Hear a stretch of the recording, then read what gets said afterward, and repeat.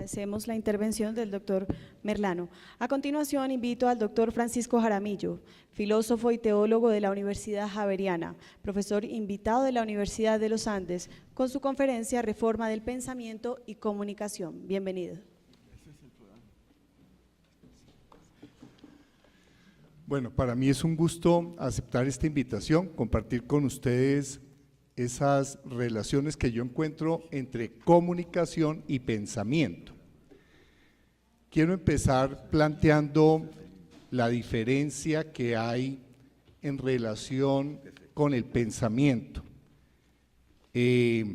Cuando el pensamiento se convierte en un condicionamiento, porque ahí es donde tenemos problemas para comunicarnos. Y quisiera empezar con un hecho fundamental, y es el hecho de que nosotros vivimos una experiencia profunda de incomunicación. Voy a leerles una parábola maravillosa que, a mi modo de entender, expresa cuál es la situación en la que nos encontramos nosotros en el campo de la comunicación. Si me permiten, la parábola dice así: había una vez un pastor de cabras. Todos los días, en busca de pastos frescos, llevaba a su rebaño a una colina que dominaba el pueblo donde vivía con su familia. Era sordo, pero esto no le importaba en lo absoluto. Un día, su esposa se olvidó de darle la comida, la bolsa que contenía su almuerzo, y tampoco envió a su hijo para que se lo enviara, como había ocurrido en otras ocasiones, aun cuando el sol estuviese en todo su apogeo. Iré a casa por ella, pensó el pastor, no puedo quedarme aquí sin comer nada hasta que el sol se esconda. De repente vio a un hombre que estaba cortando arbustos en la ladera de la colina. Se acercó a él y le dijo: hermano, por favor vigila las cabras para que no se pierdan, pues a mi esposa se le ha olvidado tontamente mi comida y debo regresar al pueblo por ella. Pero el que cortaba los arbustos también era sordo y no comprendió lo que quería el pastor. Entonces le dijo: ¿por qué habría de darte alguno de los arbustos que estoy cortando para mis propios animales? Tengo 2 borregos y una vaca en mi casa y he de caminar mucho para hallarles comida. No, vete de aquí, pues no quiero saber nada de gente como tú, que solo quieren quitarme lo poco que me pertenece. E hizo un ademán de burla con la mano, riéndose estentóreamente. El pastor no oyó lo que el hombre le dijo y contestó: oh, gracias por aceptar, generoso amigo. Iré tan rápido como me sea posible. Bendito seas, ahora me siento tranquilo. Corrió hacia la aldea y fue hasta su humilde choza. Encontró a su esposa enferma con fiebre y a la esposa del vecino atendiéndola. Quiero que se fijen también en este detalle importante, porque van a ver el papel de las suposiciones en la comunicación. Fíjense cómo él supuso que a la señora se le había olvidado tontamente la comida, y el hecho es que la señora estaba enferma. Vamos a ver cómo funciona todo el proceso del pensamiento cuando uno interactúa con otra persona. Tomó su bolsa de comida y regresó corriendo a la colina. Contó las cabras cuidadosamente y no faltaba ninguna. El cortador de arbustos todavía estaba ocupado en su trabajo y el pastor dijo para sí: caramba, qué excelente es esta persona tan digna de confianza. Ha cuidado mis cabras para que no se extravíen y ni siquiera busca agradecimiento por su servicio.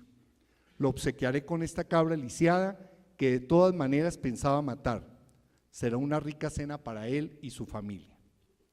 De manera que, cargando la cabra sobre los hombros, corrió exclamando: oh hermano, he aquí un regalo por haber cuidado de mis cabras mientras yo estaba ausente. Mi pobre esposa tiene fiebre y eso lo explica todo. Prepara esta cabra para tu cena de hoy. ¿Ves? Tiene una pata lisiada y de todas maneras pensaba matarla. Pero el otro no oyó sus palabras y gritó furioso: despreciable cabrero, no vi qué pasó mientras estuviste ausente. ¿Cómo puedo ser responsable de la pata de tu infernal animal? Yo estaba ocupado cortando estos arbustos y no tengo idea de cómo fue que pasó. Lárgate de aquí o te golpearé. El pastor estaba asombrado por los gestos de furia que hacía el hombre, pero no podía oír lo que decía. Así que llamó a un hombre que pasaba por ahí montado en un fino caballo. Noble señor, te suplico por favor que me diga de qué está hablando este cortador de arbustos. Soy sordo y no sé por qué me ha rechazado el regalo de la cabra con tal furia.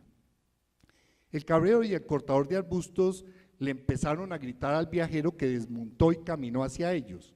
Era ladrón de caballos y sordo como una tapia.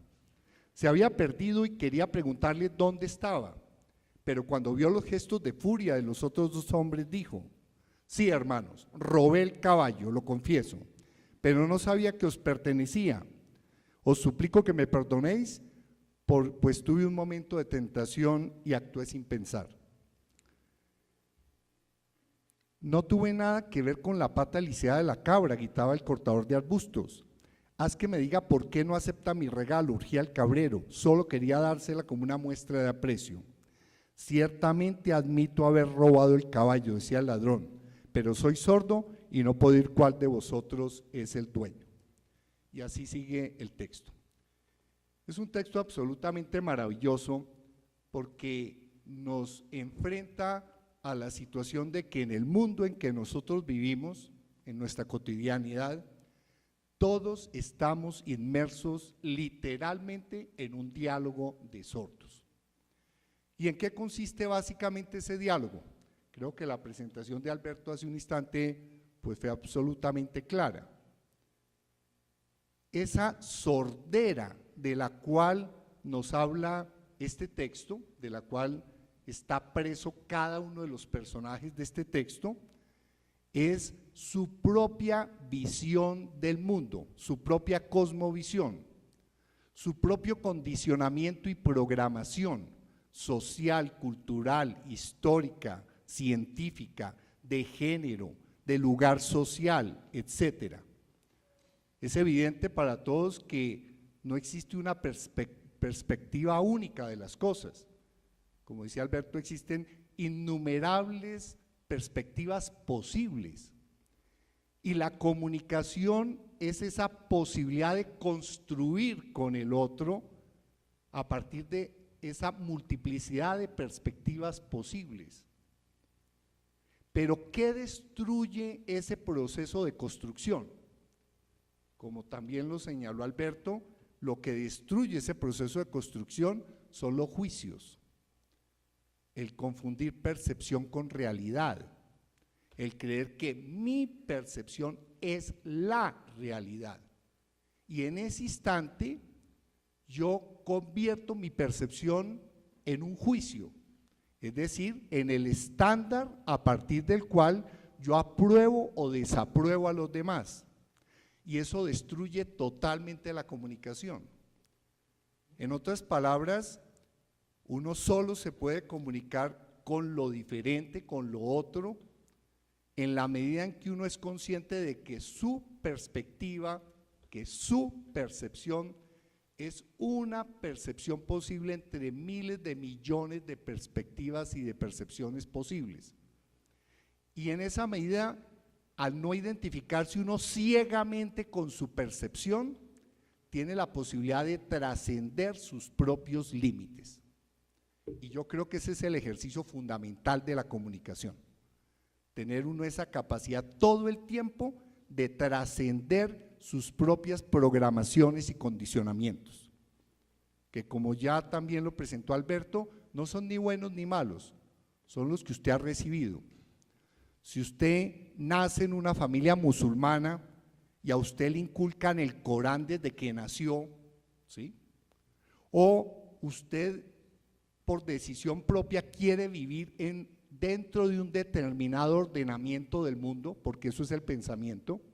El pensamiento es el intento de crear órdenes posibles para enfrentar la incertidumbre de una vida que no tiene formato, porque todo formato es mental.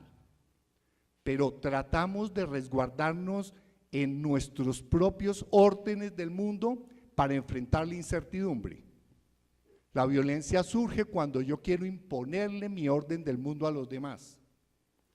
Y solo en la medida en que uno es consciente de su propio orden del mundo, de su propio condicionamiento y programación, cultural, social, histórica, experiencial, etcétera, religiosa, uno está en condiciones de trascender ese límite del cual uno vive preso. Ahora, ¿cuál es el elemento absolutamente fundamental para trascender el propio límite?